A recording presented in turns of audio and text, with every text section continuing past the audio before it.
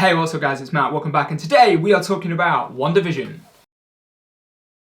The MCU is back! Woohoo! And with that, it is their first foray into the television world. If you kind of forget Agents of S.H.I.E.L.D. and the god-awful, terrible Inhumans TV show. But what a way to kick things off. I know that for Disney's original plan, they had intended Falcon and Winter Soldier to come out first, but then because of various things with COVID, the schedules got pushed around and WandaVision ended up coming up first. I'm pretty sure either way it's probably not really going to matter. Usually when Marvel starts off like a new phase as part of the MCU, the stories are usually kind of pretty singular and self-contained anyway. Obviously, WandaVision has set up some massive things for the future, and we know that ultimately it is going to tie into Doctor Strange and the Multiverse of Madness, and that in turn is going to tie back into Spider-Man No Way Home. But obviously, for the most part, it is its own self-contained story. So for anyone who's short on time, I will just say right off the bat that I absolutely freaking love the show, and I am going to be going into some spoilers soon as though the show has now wrapped up. So if you don't want to watch anymore, I loved it. That's all you need to know. Goodbye, see you later.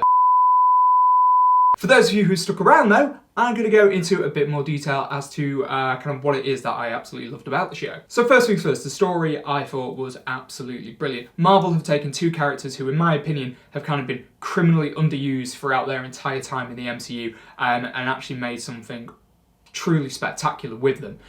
Scarlet Witch, or as she is now called, Scarlet Witch, is one of the more sort of interesting, complex characters in Marvel Comics. Obviously, they can't kind of go the full hog of crazy that she is in the comics, but just the fact that they've kind of even delved into it a little bit and kind of done it in this whole way of her dealing with, you know, the grief of losing vision, I just thought was an absolute stroke of genius and something they handled really, really well. While we're on that note, it is worth saying Elizabeth Olsen absolutely killed it in this. Starting off from these kind of period piece sitcoms, you know, kind of like in the 50s, 60s, 70s and so on, and then going through to the modern day. Just kind of the range that she was able to do, along with, you know, Paul Bettany as well and the rest of the cast, was just absolutely amazing. I mean, those first couple of episodes where it was all kind of still shrouded in mystery and it was super weird and we didn't know what was going on and it was just these sitcoms, they were absolutely incredible. They were some of the best of the season and they were just really, really funky to watch as well, with even like the weird sort of like adverts that were in the middle of them, you know, like advertising like a Hydra watch and stuff like that. What was that weird advert with the kid on the island? And he just died, which is just super dark and strange. But just the fact that they did go full hog with it for those first couple of episodes could have put a lot of people off, but the kind of weirdness of it sucked me in and intrigued me, and it's obviously unlike anything that Marvel have done before, which I think credit to them. You know, when they kind of do these movies and obviously now TV shows, they're always trying to tackle kind of genres that they haven't done before, and I think in WandaVision, you know, the opportunity to kind of do several kind of things, you know, they absolutely crushed it out of the park. The twists and turns that the story kept taking were absolutely brilliant. You were constantly on your toes as to where the show was going and what's going to happen next. And this is where apparently one of the main criticisms of the show has come in, is the fact that obviously with it coming out weekly as opposed to just bam, here's the whole season in one go, it left a lot of time open for fan theories. And I think all the negativity is coming from fans who kind of over-theorised and over-hyped themselves for what was going to happen. You know, people were determined that Ultron was going to come back. People thought Reed Richards was going to come into it and it was going to be John Krasinski and oh my god, obviously a lot of these fan theories turned out not to be true. Now don't get me wrong, I read the theories every week and I was like, oh right, yeah, ooh, yeah, the Flying Mephisto, okay, yeah, that'd be cool, that's awesome, way. Yeah, turned out not to be the case. Has that jaded the experience of the show for me? Of course not. What we got, I thought, was still absolutely fantastic. I just think some people have shot themselves in the foot, putting too much stock into these theories that they've read online, and perhaps, you know, wanting them a little too much, and that's to their own detriment. You know, just take anything you read online in regards to theories with a pinch of salt. Obviously, certain things didn't help with Paul Bettany saying like, oh, there's going to be a huge cameo. It's someone I've always wanted to work with, and it turns out he was talking about himself. Funny. But at the same time, like, yeah, you are kind of misleading people coming out with stuff like that. Again, as well, Marvel casting Evan Peters to play fake Pietro. Stroke of genius? Super trolling? I don't really know. Obviously, again, that whoosh, built up the fan theory hype train. People are like, oh my god, mutants are gonna come into it, ah! And then it just turns out it's a guy called Ralph Boner. You got us, Marvel. You got us. But again, I'm not bothered about that. I would rather have and I think this is what Marvel needed. WandaVision needed to be its own contained kind of single show, dealing with a character who, as I said earlier, has been criminally underused in the MCU. You know, before this show, she had never been called the Scarlet Witch. Now she is the Scarlet Witch. You know, if you were using this as an opportunity to, bring in Reed Richards, bring in Mephisto, you know, kick off mutants, that would have been far too much. I mean, fair enough, you can kind of get away with all of that more in a 9-episode long TV show as opposed to a 2-hour movie. Like, if anything, you would think there'd be more time to flesh it out. But, like, come on, be realistic. That would have been too much. It was a beautiful, self-contained story all about WandaVision. And I think it was all the better for it just being that. I kind of realised at this point, I totally did this entire review and I forgot to mention Tommy and Billy, obviously Wanda's kids. The actors who played them, I thought were absolutely brilliant, kind of like proper little cheeky lads. And just, their whole introduction, you know, they were created as a coping mechanism for Wanda, but then obviously ultimately tragically at the end, again along with Vision, she had to get rid of them. Again, referring to the post-credit scene, obviously, is it the end of Tommy and Billy or not? Super interested to, again, find out where that's going to go.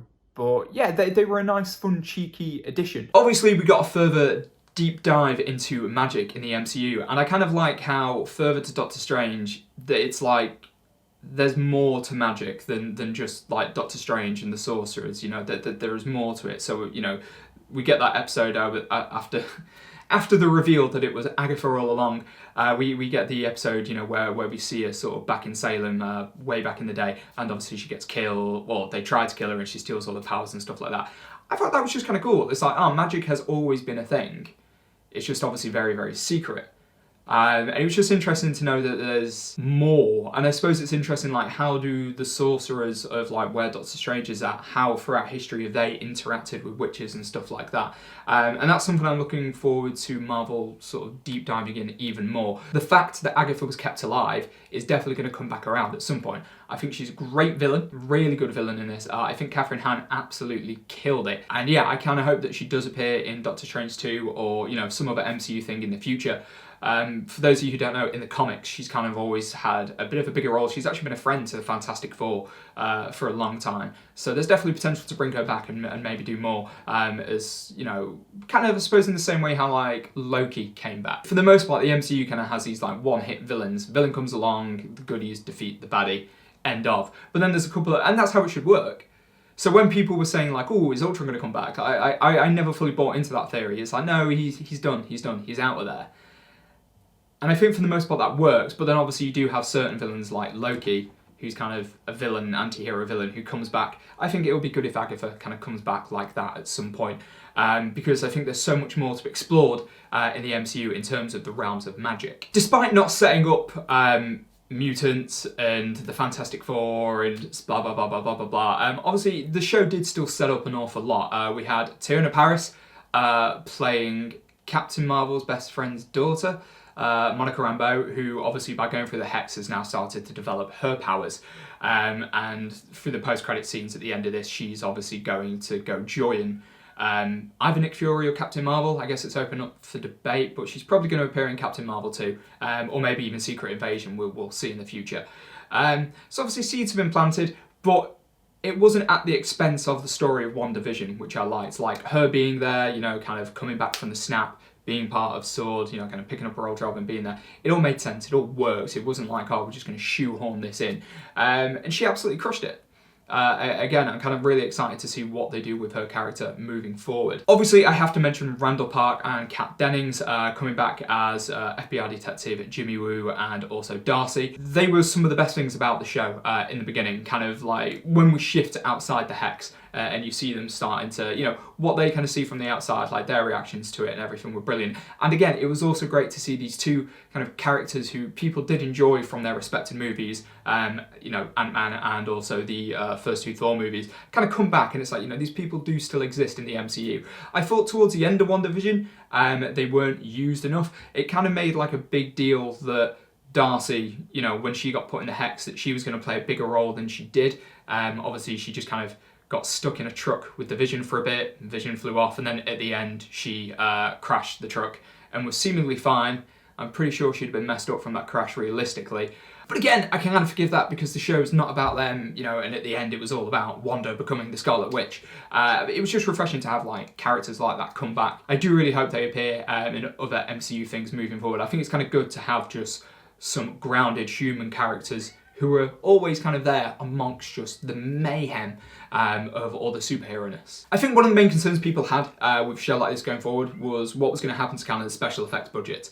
You know, kind of now having to spread that out over, you know, almost sort of 9 hours worth of content as opposed to a 2.5 hour movie was always going to be a struggle. Apparently the special effects budget for this series was absolutely insane, and I think for the most part it works, you know, when it is kind of like the I Dream of Jeannie, Bewitched era, you know, and you got like floating plates wobbling around and stuff like that. Even all the way up to the big finale, the CGI was absolutely fine throughout. I think there were a couple of kind of like scenes, frames even in the final episode where it was like, just for a second that looked a bit CGI, but for the most part they absolutely crushed it. The Vision versus White Vision fight was absolutely amazing, and I like how in the end that didn't end as a fight and it was more a philosophical debate. That is very, very Vision. I suppose on that note as well, White Vision, oh my god, kind of how terrifying was he? And again, I'm just super excited to see where they go with that. Obviously, he flies off at the end like, oh, I am the Vision. Because again, I feel like he is a criminally underused character in the MCU so far. But I thought for the most part, everything else was pretty much fine. You know, the final battle between Wanda and Agatha, or the CGI looked absolutely fine. Obviously, they did the standard thing where it's like the battle happens in kind of a dark place. You know, that kind of helps to hide a lot of kind of dodginess, but it works. There wasn't anything like inherently where I was like, that looks awful. So I could probably go on and on and on for hours and hours and hours, and there's so much speculation to be had, obviously with the final credit scene where Wanda's kind of astral projecting, but she's still controlling her body, and obviously there was a line by Agatha that the Scarlet Witch is more powerful than the Sorcerer Supreme, and blah, blah, blah, blah, blah. Oh man. I'm just really excited that Marvel's back in the full swing. Falcon and Winter Soldier is starting in like 2 weeks' time. Yes, boom, the MCU's back, and the potential that they now have by having an episodic storytelling format alongside the movies is just really, really exciting.